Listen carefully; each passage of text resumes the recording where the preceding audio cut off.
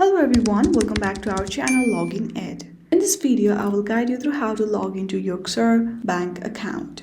For that, first of all, open any browser you have on your device. For now, I am using Chrome. Then, on the address bar, search for secure.ybonline.co.uk.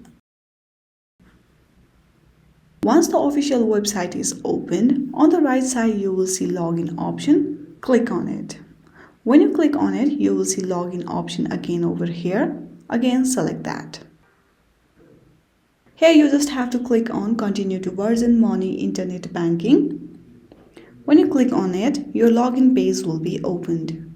From here, you have to fill out this form. First of all, you have to enter your username or customer number. If you don't remember your customer number, then simply click on forgotten your customer number.